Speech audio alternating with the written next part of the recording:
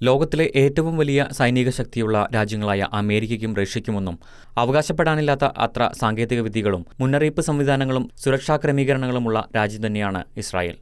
വിസ്തൃതിയിൽ പരിമിതവും എണ്ണത്തിൽ ചുരുക്കവുമൊക്കെയാണെങ്കിലും അതിനെയൊക്കെ മറികടക്കാൻ പോന്ന അനിതര സാധാരണമായ ശാസ്ത്ര സാങ്കേതിക മികവുള്ള ഇസ്രായേലിനെ തത്വത്തിൽ ഡിപ്പെൻഡ് ചെയ്യാത്ത രാജ്യങ്ങൾ ലോകത്തിൽ ഇല്ലെന്ന് തന്നെ പറയുന്നതായിരിക്കും കൂടുതൽ ശരി.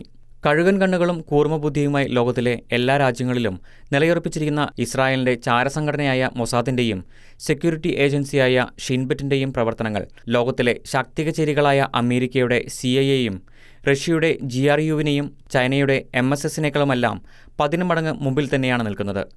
ലോകത്തിന്റെ ഏത് കോണുകളിൽ ഇരുന്നുകൊണ്ട് പോലും ഇസ്രായേലിനെതിരെ കരുക്കൾ നീക്കിയാൽ അത് കൃത്യമായി കണ്ടെത്താനും പ്രതിരോധം തീർക്കാനും പോന്ന ഇന്റലിജന്റ് മേൽക്കോയ്മകൾ വിരൽത്തുമ്പിലുണ്ടായിരുന്നിട്ടും 2023 ഒക്ടോബർ 7 ഹമാസ് തീവ്രവാദികൾ ഇസ്രായേൽ കയറി നടത്തിയ ആക്രമണത്തെക്കുറിച്ച് അറിയാതെ പോയതാണ് കൃത്യമായി പ്രതിരോധ വിന്യാസം തീർക്കാൻ കഴിയാതെ പോയതിന്റെ കാരണം. ചാരപ്രവർത്തനത്തിലും സുരക്ഷാ ക്രമീകരണത്തിലും ഒന്നാമത് നിന്നിട്ടും എന്തുകൊണ്ടാണ് അവർ പതറിപ്പോയത് എന്ന ചോദ്യം ഒക്ടോബർ 7 മുതൽ പലരും ഉയർത്തിക്കൊണ്ടിരിക്കുകയായിരുന്നു.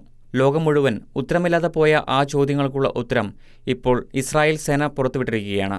ഹമാസിന്റെ ആക്രമണോത്സുക നീക്കങ്ങളെക്കുറിച്ച് ഇസ്രായേലിന് മുന്നറിയിപ്പ് ലഭിക്കാതിരുന്നതുകൊണ്ടോ അറിവില്ലാതിരുന്നതുകൊണ്ടോ ആയിരുന്നില്ല, മറിച്ച് മുന്നറിയിപ്പുകളെ അവഗണിക്കുകയും ഹമാസിനെ നിസ്സാരമായി കാണുകയും ചെയ്തതിലൂടെ ഇസ്രായേൽ ക്ഷണിച്ചു വരുത്തിയതായിരുന്നു ഒക്ടോബർ 7 ദുരന്തമെന്ന വെളിപ്പെടുത്തലാണിപ്പോൾ IDF നടത്തിയിരിക്കുന്നത്.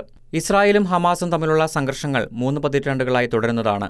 ഒരിക്കൽ ആക്രമണം നടത്തി ഇസ്രായേലിന്റെ കയ്യിൽ നിന്നും കനത്ത തിരിച്ചടികൾ ഏറ്റുവാങ്ങിയാലും ഒരു ഷോർട്ട് ബ്രേക്കിന് ശേഷം വീണ്ടും കയറിവന്ന പ്രകോപനമുണ്ടാകുന്ന തരം നാണം കെട്ട തല്ലുകൊള്ളികളാണ് ഹമാസ് എന്ന് ഇസ്രായേലിന് ബോധ്യമുണ്ടായിരുന്നു. ഒക്ടോബർ 7 ആക്രമണത്തിന് മുമ്പ് 1-2മല്ല 3 തവണയാണ് ഹമാസ് മെക്കിട്ട് കയറി ആക്രമണത്തിന്റെ വക്കോളം കാര്യങ്ങൾ എത്തിച്ചത്. എന്നാൽ ഏതോ കാരണങ്ങളാൽ അതൊന്നും ആക്രമണത്തിൽ കലാശിക്കാതെ മാറിപ്പോവുകയായിരുന്നു എന്നാണ് ഇസ്രായേൽ ഇന്റലിജൻസ് ആക്രമണങ്ങൾക്ക് ശേഷം വിലയിരുത്തിയത്. എന്നാൽ ആക്രമണത്തിന് മണിക്കൂറുകൾക്ക് മുമ്പ് തന്നെ ഹമാസിന്റെ ഭാഗത്തുനിന്ന് കടുത്ത നീക്കങ്ങൾ ഉണ്ടാകുമെന്നുള്ള സൂചനകളും അസ്വാഭാവികമായത് എന്തോ സംഭവിക്കാൻ പോകുന്നതിന്റെ സൂചനകളും ഇസ്രായേലിന് ലഭിച്ചതായിരുന്നു.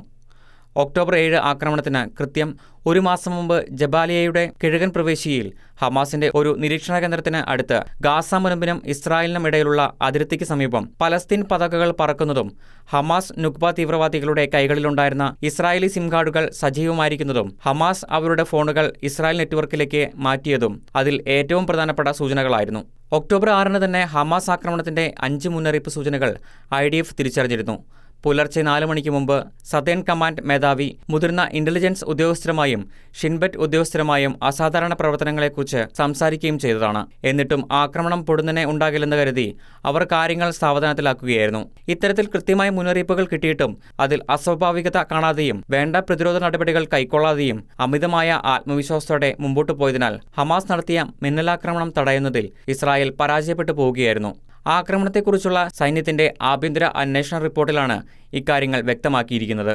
തങ്ങൾ അമിത ആത്മവിശ്വാസത്തിലായിരുന്നുവെന്നും മേഖലയിലെ ശക്തമായ സൈന്യമായിട്ട് പോലും ഹമാസിനെ വിലയിരുത്തുന്നതിൽ ഞങ്ങൾ പരാജയപ്പെട്ടു പോയെന്നും അതിന്റെ ശേഷിയെ വില കുറച്ച് കണ്ടതിനാൽ അത്തരമൊരു അപ്രതീക്ഷിത ആക്രമണത്തെ നേരിടാൻ ഇസ്രായേൽ സൈന്യം ഒട്ടും സജ്ജരായിരുന്നില്ലെന്നും അതുകൊണ്ടാണ് അന്ന് നിരവധി സാധാരണക്കാർ കൊല്ലപ്പെട്ടതെന്ന് ഒരു IDF ഉദ്യോഗസ്ഥൻ പറഞ്ഞതായി AFP വാർത്താ ഏജൻസി റിപ്പോർട്ട് ചെയ്തിരിക്കുകയാണ്. തങ്ങളോട് യുദ്ധം ചെയ്യുന്നതിനേക്കാൾ ഗാസ ഭരിക്കാനാണ് ഹമാസിന് കൂടുതൽ താൽപ്പര്യമെന്നതായിരുന്നു ഹമാസിനെക്കുറിച്ചുള്ള തങ്ങളുടെ പ്രധാന തെറ്റിദ്ധാരണയെന്നും അതിനാൽ ഹമാസിന്റെ ശേഷി തെറ്റായിട്ടാണ് IDF മനസ്സിലാക്കിയതെന്നും പരമാവധി 8 അതിർത്തി പോയിന്റുകളിൽ മാത്രമേ ആക്രമണം നടത്താൻ കഴിയൂ എന്നാണ് ഇസ്രായേൽ സൈന്യം കരുതിയിരുന്നത് എന്നുമാണ് റിപ്പോർട്ട് പറയുന്നത്. യഥാർത്ഥത്തിൽ അതിർത്തി കടന്ന് ആക്രമണം നടത്താനുള്ള 60-ലേറെ മാർഗങ്ങൾ ഹമാസിനുണ്ടായിരുന്നു എന്നും IDF ഉദ്യോഗസ്ഥൻ വെളിപ്പെടുത്തിയിരിക്കുകയാണിപ്പോൾ. ഏതായാലും മുമ്പിൽ തെളിഞ്ഞ അപായ സൂചനകളെ ഗൗരവമായി പരിഗണിക്കാതിരുന്നതുകൊണ്ട് കനത്ത ആൾനാശവും നഷ്ടങ്ങളുമാണ് ഇസ്രായേലിനുണ്ടായത്.